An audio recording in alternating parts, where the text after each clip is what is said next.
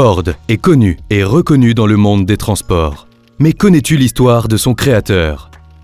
Homme visionnaire, Henry Ford a transformé l'industrie automobile, mais également la société elle-même. Symbole du rêve américain et pionnier de la consommation de masse, il a été admiré pour son ingéniosité. Mais il cache également une part plus sombre. Henry voit le jour en 1863 dans le Michigan, aux États-Unis. Fils d'un immigrant irlandais et aîné d'une fratrie de 6 enfants, il vit dans le fin fond de la campagne et aide dans la ferme familiale.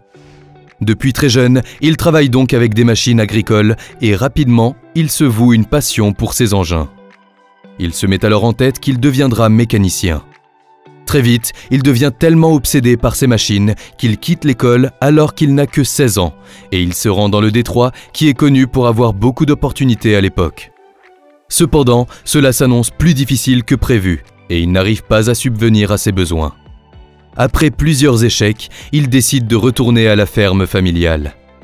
Heureusement pour le jeune homme, les choses vont rapidement changer. Peu de temps après son retour dans le Michigan, il trouve un emploi comme ingénieur mécanicien à l'Edison Illuminating Company. Nous sommes en 1891, il a 28 ans. 2 ans plus tard, les frères Douriéa présentent la première voiture des États-Unis. Ford suit cela de très près et par la suite, il s'en inspire pour mettre au point sa première création. Un quadricycle conçu à partir d'un châssis de landau monté sur 4 roues de bicyclette. Au même moment, la Ford Motor Company voit le jour. À peine 5 ans plus tard, l'automobile entre véritablement dans l'ère de la grande série. Henry Ford se met alors en tête de rendre l'automobile accessible à tous. Il va travailler dur et mettre au point le modèle T, une voiture rudimentaire, simple à conduire et peu coûteuse à réparer, mais que l'on peut conduire sur la plupart des terrains. Elle est alors commercialisée à 850 $, mais elle reste trop onéreuse à produire. Ford doit donc trouver une solution, et rapidement, il a une idée révolutionnaire. Il s'inspire de l'organisation scientifique du travail et met au point une technique qui consiste à rationaliser les gestes de l'ouvrier et à standardiser les pièces de production. Ainsi, en 1913, il invente la première chaîne de montage qui permet de réduire considérablement le temps de fabrication de la Ford T, faisant chuter son prix à 300 $. Il décide également d'augmenter la paye de ses ouvriers à 5 $ par jour, soit près du double de la concurrence. Ensuite, il réduit la journée de travail de 9 à 8 heures, ce qui lui permet de décupler sa productivité en passant de 2 à 3 shifts quotidiens par jour. Par la suite, cela se nommera le Fordisme. Rapidement, cette nouvelle politique a un impact positif. La demande est stimulée et l'absentéisme est réduit. Les ventes de la Ford T vont alors exploser. Ainsi, selon plusieurs recensements, après la Première Guerre mondiale, une voiture américaine sur 2 est une Ford T. D'ailleurs, 15 millions d'exemplaires seront vendus avant que sa production ne s'arrête en 1927. Une première dans le milieu de l'automobile. Il voit alors son rêve se réaliser. Les Américains peuvent désormais utiliser la voiture pour pas cher. La révolution industrielle est en marche et il est vu comme un héros. Rapidement, il devient l'une des personnalités les plus influentes du début du siècle. On lui propose souvent de se prononcer sur des sujets divers et variés, jusqu'au jour où ses propos vont soudainement se radicaliser. Il se dit alors menacé par la force économique des Juifs. Par la suite, il n'hésite pas à les déclarer responsables de la Première Guerre mondiale et de la montée du communisme. En 1919, il ira même plus loin, en rachetant le journal hebdomadaire The Dearborn Independent, lu à l'époque par des centaines de milliers d'Américains, et il le transforme en journal antisémite. Ainsi, en moins de 2 ans, plus de 91 articles antisémites et racistes seront publiés, et largement relayés par son réseau de concessionnaires. Par la suite, il les compilera sous la forme d'un livre.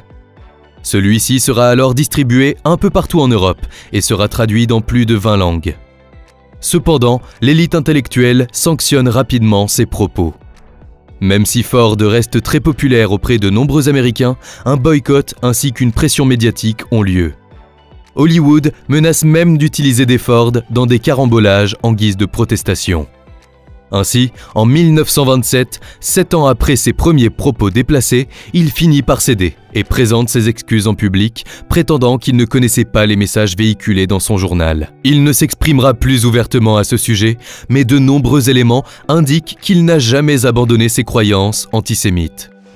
Cependant, de nombreux Américains lui pardonnent. D'ailleurs, en mai 1946, il reçoit le Jubilé d'or de l'industrie automobile américaine pour ses contributions décisives au développement de cette industrie. Pourtant, l'homme d'affaires aurait financé le parti nazi à ses débuts. Il aurait d'ailleurs largement inspiré Hitler. En effet, un reporter du Detroit News a affirmé en 1931 avoir vu le portrait de Ford suspendu dans le bureau d'Adolf Hitler lors d'une interview.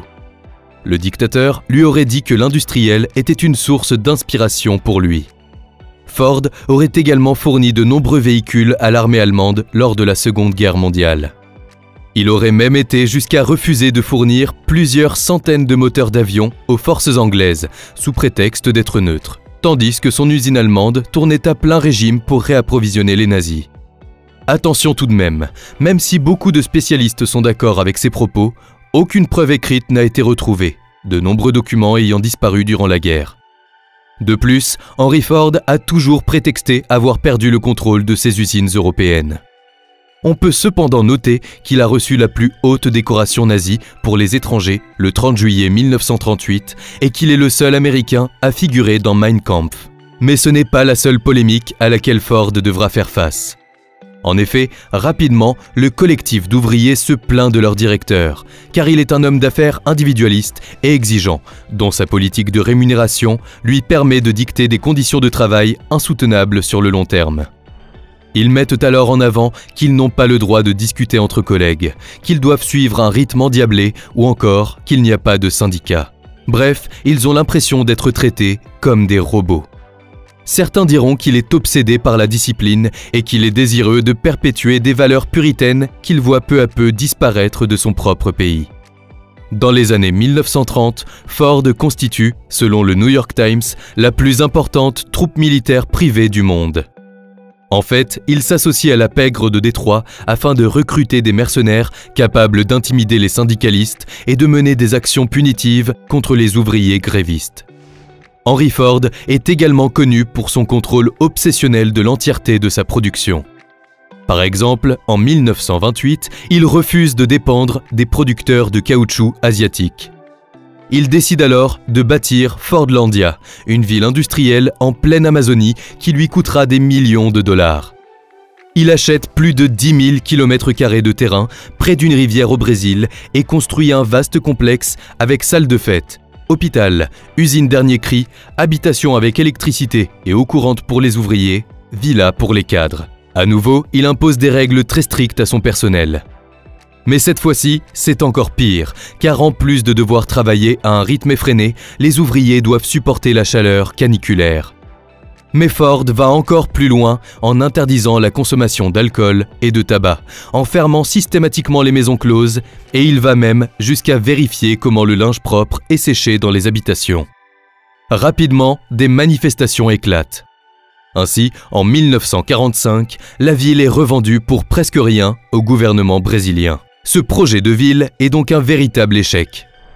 En plus de ne pas avoir réussi à convertir les Brésiliens au capitalisme américain comme ils le souhaitaient, Ford a sous-estimé la difficulté de récolte du latex dans un tel environnement. En effet, la production de latex sera minime, car ces plantations seront une à une dévastées par les champignons et les chenilles. Les dernières années de l'homme d'affaires lui sont particulièrement frustrantes. Il n'accepte pas les changements induits par la Grande Dépression et s'oppose au New Deal, le plan mis en œuvre par le président Roosevelt en vue de redresser la situation économique et sociale des États-Unis. Lorsque son fils Edsel, alors président de Ford Motor Company, meurt d'un cancer en mai 1943, Henry décide d'assumer la présidence alors qu'il a déjà connu plusieurs accidents cardiovasculaires et qu'il n'est mentalement plus apte à occuper un tel poste. D'ailleurs, de nombreux administrateurs s'opposent à cette décision. À ce moment-là, la société commence à péricliter, perdant plus de 10 millions de dollars par mois. Alors, 2 ans plus tard, en septembre 1945, il laisse les pleins pouvoirs à son petit-fils. Il meurt en 1947 à 83 ans. À partir des années 60, avec l'arrivée du toyotisme et des mouvements ouvriers, le fordisme a petit à petit disparu de notre paysage économique. La consommation de masse, en revanche, est toujours d'actualité. De plus, l'héritage de Henry Ford va bien au-delà des voitures qu'il a assemblées dans ses usines. Son esprit novateur et son audace ont redéfini la façon dont les industries opèrent et ont ouvert la voie à une ère de production de masse. Il est alors vu comme un révolutionnaire et sa face sombre est alors grandement oubliée.